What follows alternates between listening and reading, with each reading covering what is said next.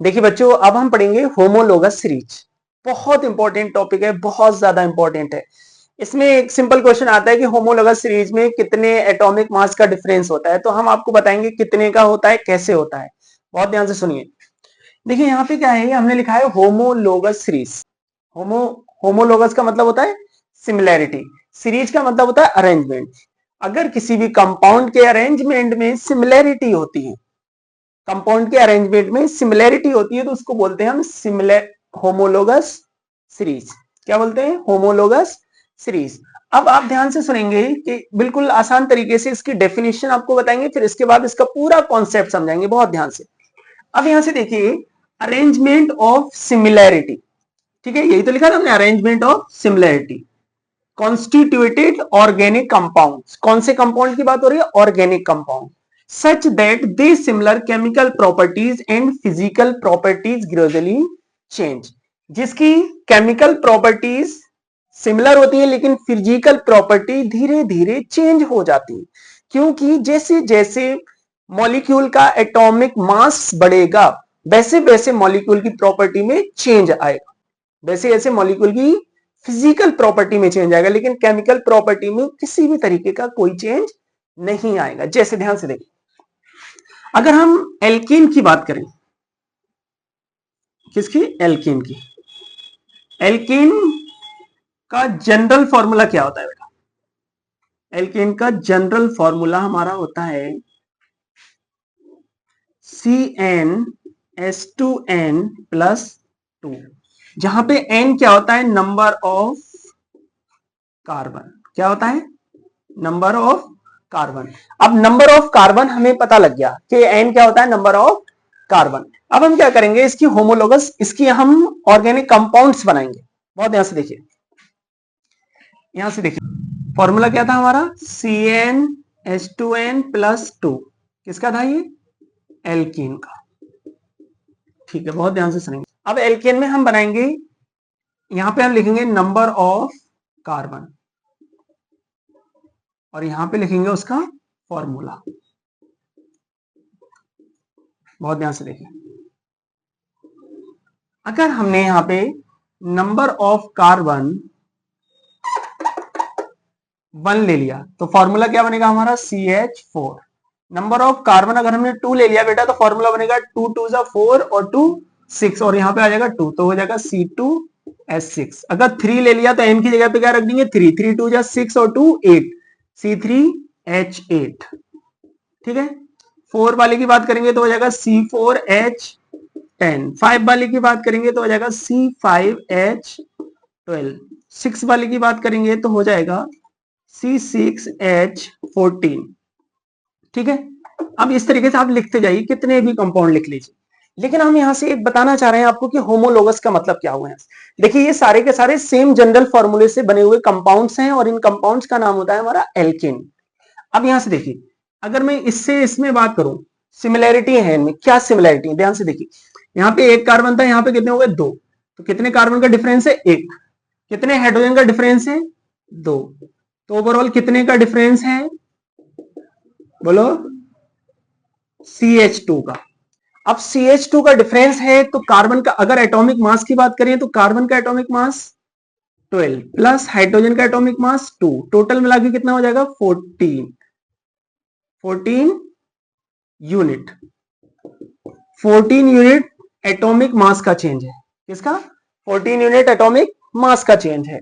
CH2 का difference है किसी भी सीरीज में। अब यहां से देखिए, यहां से देखेंगे यहां भी CH2 का डिफरेंस है, यहां से यहां देखेंगे तब भी CH2 का डिफरेंस है, यहां से यहां भी देखेंगे। एल्केन के जितने भी कंपाउंड्स आप बना लीजिए, सब में जो डिफरेंस होगा CH2 का होगा और उसका एटॉमिक मास 14 का होगा। तो इसमें क्या होता है, जब सिमिलर सिमिलर क्या होती हैं? अरेंजमेंट होता है मॉलिक्यूल का, सब में CH2 का डिफरेंस होगा, तो ऐसी सीरीज को हम क्या कहते हैं? Homologous series.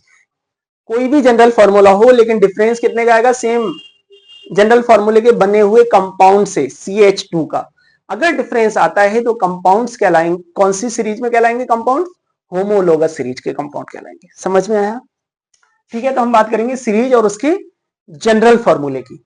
सीरीज और उसका जनरल फॉर्मूला। तो ऐसा नहीं है सिर्फ एल्केन में ही हम होमोलोगस सीरीज देख सकते हैं, बहुत सारे जनरल फॉर्मूले हैं जिनमें हम होमोलोगस सीरीज देखने को मिलती है। जैसे एल्केन, एल्केन का जनरल फॉर्मूला क्या हो जाएगा, CnH2n+2, जहां पे n क्या होता है, number of carbon.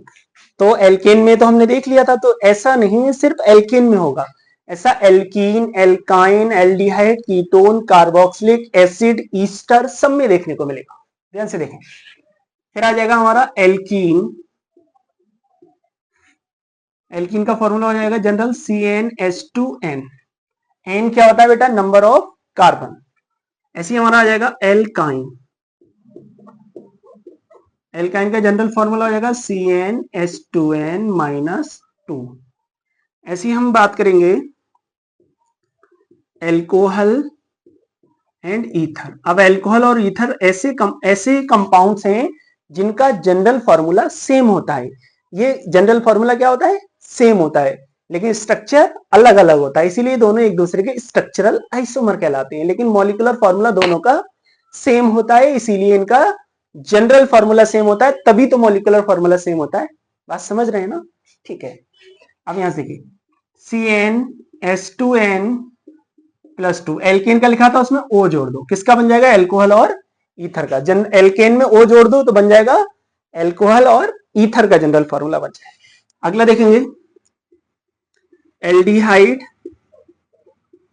And ketone. Aldehyde और कीटोन की बात करेंगे तो जनरल फॉर्मूला आ जाएगा, एल्कीन का क्या था, CnH2n, इसमें जोड़ दो O, एल्कीन वाले में O जोड़ दो तो एल्डिहाइड और कीटोन का बन जाता है। अगला देखेंगे एसिड एंड ईस्टर। अगर एसिड और ईस्टर की हम बात करेंगे तो जनरल फॉर्मूला क्या हो जाएगा बेटा, CnH2nO था ही, इसमें एक और जोड़ दो तो ये फॉर्मूला जनरल बन जाएंगे हमारे। किसके बन जाएंगे ये, acid Easter, aldehyde ketone, alcohol ether, alkyne, alkene और एल्केन। अब देखिए हम सीरीज बना के दिखाते हैं आपको थोड़ी सी। एल्कीन की तो बता दी, हम एल्कीन की और बताते हैं थोड़ा सा।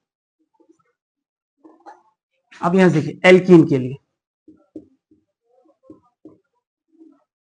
क्या था जनरल फॉर्मूला, CnH2n। अगर यहां पे हम लिख लेते हैं नंबर ऑफ कार्बन और यहां पे लिख लेते हैं फॉर्मूला, कितने कंपाउंड में कौन सा फॉर्मूला बनेगा, ठीक है। तो एक कार्बन होगा, एक कार्बन में तो एल्कीन बनता ही नहीं है, मिनिमम 2 कार्बन, तो क्या हो जाएगा C2,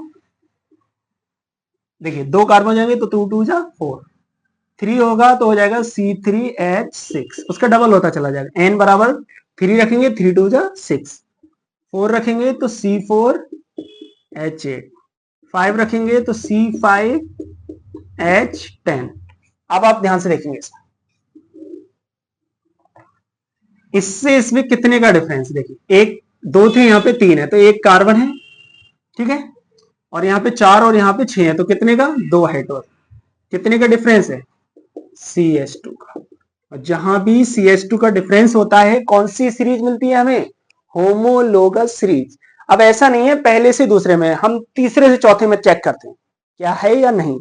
देखें C4H8 से, इसमें 4 कार्बन है, इसमें 5 है, तो यहाँ पे एक कार्बन एक्स्ट्रा है, और 8 से 2 तो क्या हो जाएगा, CH2 का डिफरेंस है, और CH2 का डिफरेंस होगा तो कौन सी सीरीज होगी, CH2 का डिफरेंस यहाँ पे, तो कौन सी सीरीज हो जाएगी बेटा, होमोलोगस सीरीज।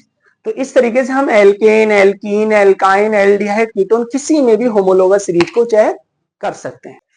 अब हम पढ़ेंगे होमोलोगस सीरीज के general characteristics of homologous. Homologous के जनरल कैरेक्टरिस्टिक्स क्या होते हैं, हालांकि सारी बातें हम पढ़ चुके हैं, लेकिन थोड़ा सा एक बार मैं लिख के आपको बता देता हूं ताकि आपको अच्छे से समझ में आ जाए। ध्यान से देखिए क्या लिखा है, homologous belongs to the same class of compound. Homologous belongs to the same class of compound. Same class के होते हैं, अगर एल्केन है तो एल्केन में ही होमोलोगस सीरीज देखेंगे, अगर एल्कीन है तो एल्कीन में ही देखेंगे, एल्काइन है तो एल्काइन में ही देखेंगे, ठीक है। सेम जनरल फॉर्मूला, जो भी होमोलोगस होता है उनका जनरल फॉर्मूला सेम होता है, ठीक है। और कितने का डिफरेंस होता है, CH2 का। 2 कंसेक्यूटिव होमोलोगस, होमोलोगस का मतलब होता है जो सेम जनरल फॉर्मूले से बने, तो उनके बीच का जो डिफरेंस होगा वो किसका होगा, CH2 का। अगर CH2 का डिफरेंस होगा तो उसका molecular mass of to consecutive, दो कंसेक्यूटिव में उसका जो ऑर्गेनिक कंपाउंड होंगे उनका डिफरेंस होगा वो कितने कितने यूनिट का होगा, 14। क्या होगा, मॉलिक्यूलर मास कितने का चेंज होगा एक कंपाउंड से दूसरे कंपाउंड में, 14। CH2 का मॉलिक्यूलर मास निकालेंगे तो 49। They have similar chemical properties, जितने भी सेम जनरल फॉर्मूले से कंपाउंड बनेंगे वो होमोलोगस होंगे और सबकी केमिकल प्रॉपर्टी सिमिलर होगी। फिजिकल प्रॉपर्टी क्या होगी, धीरे धीरे चेंज होगी, चेंज ग्रेजुअली, धीरे धीरे चेंज हो जाएगी। Can be prepared by common method, और जितने भी होमोलोगस कंपाउंड है सब कॉमन मेथड से बनाए जा सकते हैं। Thank you so much. अगर हमारी वीडियो आपको अच्छी लगी हो तो वीडियो को लाइक करें और चैनल को सब्सक्राइब करें। Thank you so much. और इसी तरीके से आपको सीखना है केमिस्ट्री तो पढ़ते रहिए केमिस्ट्री विद फय्यूम सर।